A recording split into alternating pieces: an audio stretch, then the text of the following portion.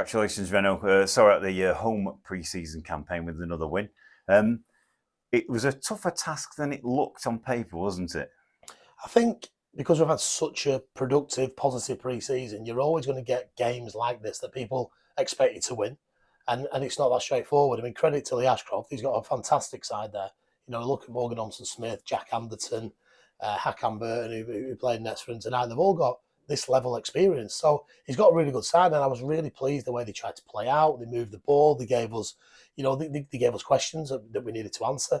And we did that. And they didn't, although even at 2-0 up, they didn't stop. And all right, we presented both goals to him. But he's got a great side there. And I'm sure that when they kick off this Saturday their season, they'll go and do really well. And I hope they do really well because it's a club that's close to me as well. So, but for me, we want to wish Longridge all the best for the season. We've got a good relationship between the two clubs, and we may, play each other again next pre-season. But for me, it was more, what I will tell the viewers is that all the lads have been given a game time allocation for tonight, Friday and Saturday. And by the end of Saturday, Nuneaton, the lads will have probably averaged about 135, 140 minutes each. And then after the Nuneaton game, then I'll whittle the squad down to 18. And I've said that's only fair to everybody. So all they can do tonight is give a good account of themselves, is to do what we ask them to do, play pressure free, but also play with that individual pressure of wanting to get into the squad. And I'm not looking forward to probably Friday, Saturday 6 o'clock when I'm going to say goodbye to maybe 3 or 4 really talented players. But the job of mine is that we've got to whittle the squad down, and you can see without Keane, Baru, and without Dante Gabidon, and without Curtis Jones, tonight, making 9 changes, starting 11, it's 20, there's 23 straight away.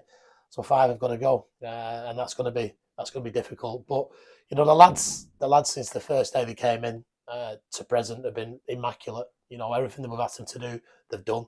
It's been like I said, it's been a positive pre-season. It's another win. It's another 4 goals for us tonight on the back of 5 goals against Winsford. But we've had to work really hard to get there, and at times it wasn't fluent. It wasn't fluid. I thought we were a little bit scruffy in our build-up. I don't think we got our full-backs out. I don't think we had as much movement in the midfield. I don't think we had as much movement at the top end of the pitch. I don't think our full-backs got out as many times first half, but that's okay, because there'll be teams that come here this season, Tim, and they park that bus, and we've got to work a way out of unpicking the sides that come and sit in. And maybe that's with our movement out of the ball and how quick we can be. And I thought tonight we were just a bit lethargic in certain areas of the game.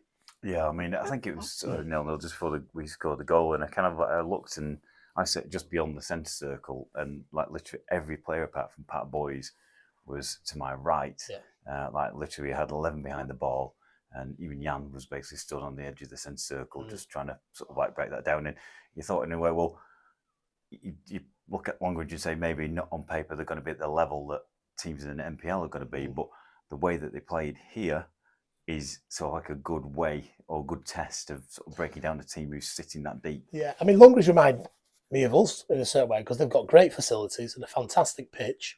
Lee wants them to play, but they're going to come up against sides that they're going to have to work out, how to break down teams. And I think, they'll do that. I think for us, we'll do what we've got to do, and and that's the beautiful thing about football. You just never know what you're going to be up against, what team's going to turn up, and we've just got to stick to our DNA, stick to our principles, keep to the way we play.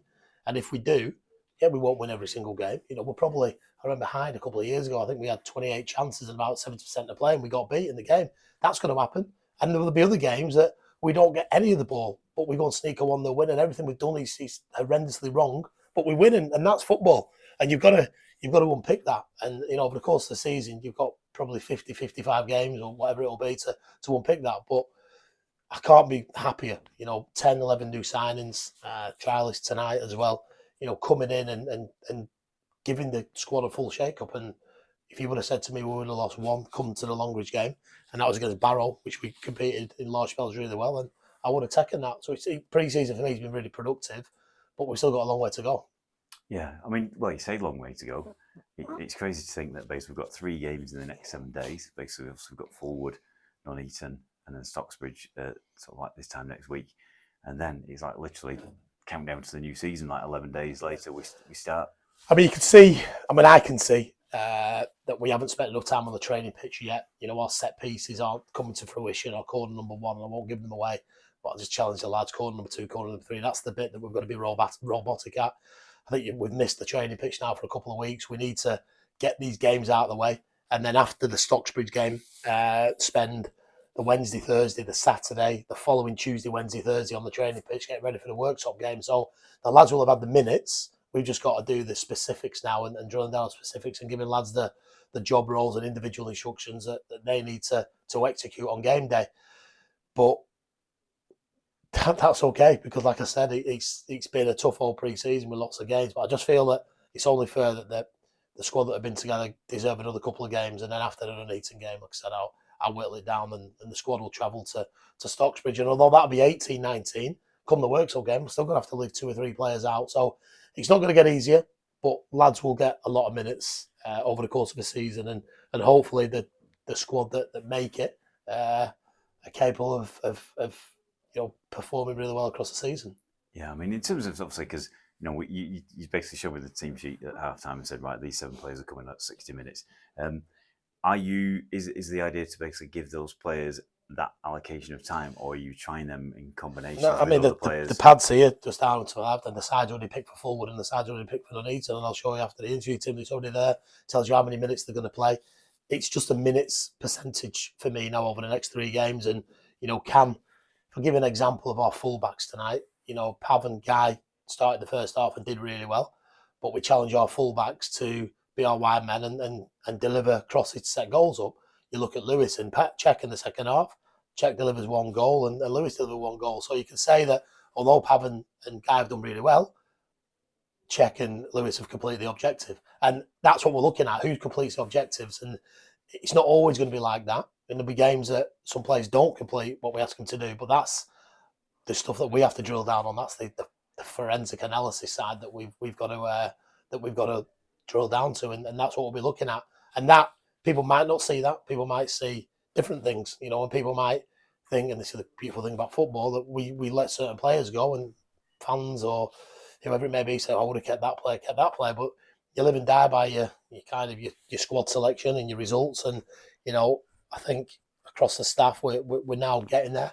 But like I said, that's the stressful part of management, and that's the hard thing for footballers, because no one's going to want to leave this football club, because it's fantastic facilities, the fans, etc. But it's just the harsh reality of football. And like I said, I'm never going to fall out with anybody. It's a piece of green grass and a bag of wind at the end of the day. But we've got to make sure that we get the right players and the right formations on that piece of grass, kicking a bag of wind around, and that's what we're going to do. Yeah, I mean, so picking about the players, obviously we took Nick Blardo on a season-long loan from Stockport. He made his first appearance, got a goal at the weekend against Winsford. He scored another. I mean, I have to say, basically, I described it as basically a pro golfer chipping onto the green the way he just lofted it over the goalkeeper. It was a neat finish. Great. And Nick, I feel sorry for Nick, because he's only just joined the squad. He's missed out on the running. He's missed out on the camaraderie. He's missed out on the togetherness. But he's come in 2 games. The squad have scored 9, and he scored 2. He scored in each game, and he's linked play up really well. He's going to get fitter. He's going to get stronger. He's going to get the relationships with the lads in and around him. So for me, Nick's only going to get better across the course of the season. But his goal was sublime tonight. And there's one thing saying that's the only finish he's got on. The other thing is executing it. A bit like Griff away at Clapton, to get it up and down and to drop over the keeper, he takes some doing. So I'm looking forward to him. That's a header and a nice finish. Let's get him through 1-on-1 now, slightly past the keeper, and we'll move from there. But he's, Matty Van White's come on and scored again, and that's what Matt does. Max gives us an option up there. Young Elliott's brought goals. Jay's brought another goal tonight. So you can see we've got goals everywhere. We've got to now move to get that settled 11, get that settled 16, 18, whatever it'll be, and give the lads the best opportunity to get that chemistry right come the first game of the season. But although pre-season's gone well, that doesn't give us a divine right to win any games of football. You can see when we slightly step off it, and we might step off it, we might pull Longridge in the FA Cup like Winsford, you've got to be at it. You can't drop your performance levels, and that's the thing that I've reminded the squad at half-time and at the end of the game. And don't make it easy for me, because I don't miss many things, and one of the things I did see tonight was that our movement wasn't as sharp as what it could be. Yeah, I mean, I think when we started pre-season, we played. I think it was before we spoke before the Barrow game. We said the results are nice, it's the performances that are going to make the difference. Do you have a view on why it wasn't quite at it today? I just think it's training. I think Longridge came and at times surrendered a lot of possession to us, and we had to work our way around it. And then at times they sat deep, and then our midfield four didn't have the movement, or our midfield three, and then our front three didn't have the movement. But that's going to happen. You're going to come at games in the season where the pace, the tempo, the mentality, for whatever reason, you can't. You need to be forensic analysis to get into people's heads at times. But you just don't know. Our instructions, our preparation, our game instructions don't change. But at times, it just doesn't work itself out for the players out there. And again, that's what I enjoy, because then you go away and all I'll be doing now is watching the game tomorrow and working out certain things and looking at certain things, so why people didn't do X, Y, and Z, and then we'll feed that back to the squad, through the WhatsApp group, and then we'll get ready for Fulwood and we'll remind them of certain things, because we might get a lot of ball against Fulwood as well. But it doesn't mean we can be lethargic and slow with our build-up. And I thought tonight we were slow and lethargic with our build-up. But that's okay. I'm not gonna unpick it too much. It's 4 goals. It's another win against a very good Longridge side. Yeah. So you mentioned Fulwood. We move on to those that team obviously going up to just north of Preston. On Friday. It was a game that we built as our academy team. But I just feel that with the squad size, lads still need more minutes. So we're taking our full first team up there on Friday night. It's the opening of their new clubhouse. It's going to be a really big occasion. They want FC United to be their opposition. You've got Guy Hall and Matty Van White going back to the club that they came from. We know that they've got a couple of players that we're looking at, and Tony and Dino and Blackie know the players that we're already looking at. Maybe for next year that coming out of Fulwood. It's a really good friendly for us. They're a really good, see us a feeder team, and maybe we can give players back to them. So I'm hopeful that we can travel in there in our numbers and we can put some money behind their bar. And hopefully it's a good occasion, but obviously then we've got a game in 24 hours, well, not even 24 hours, 12 hours straight afterwards. So we're going to have to conserve energy. Fulwood will be at it like they always are, and they'll give us problems. But the lads, it's just minutes, and it's similar to, for me, going to the gym and spending 45 minutes on the treadmill. They'll spend 45 minutes on the pitch. You'll have to change the pace and do different things, and then get ready for the Nuneaton on Saturday. That's the challenge that I've asked them to step up to. Yeah, and so fundamentally, players, basically, you said at the start of pre-season, the players themselves will be picking the starting lineup on the workshop game 2 weeks on Saturday. They've got 3 games now to get if you give players objectives and they complete their objectives, show them a full 2 fullbacks tonight, or straight forward scoring goals or breaking lines, I can't, as a human being, stand there and go, yeah, you've got it right, but I'm leaving you out. And there's been a core of players this pre-season that have ticked that box every single time they've stepped on the pitch, and I don't miss things, and I record all the information, the amount of things that go in behind the scenes that we put into our kind of our analysis package and our the work that we do, and then we're scoring players and we're looking at distance covered, etc. It makes it an easy decision, and although it's not an easy decision saying goodbye to people or leaving people out, the statistics and form guys, etc., they don't lie, and if lads start the season and then drop off, there's people that come into the shirt. But I think as a fan, I think some people could probably pick the 8 or 9 players now that are destined to start, and then maybe it's a scrap for different areas on the pitch. But I don't think we'll be too far off. I think a lot of people who watched us over this pre-season will be able to predict our starting 9, starting 10, and then maybe there is a couple of different options that we've got, and then obviously options from the bench as well.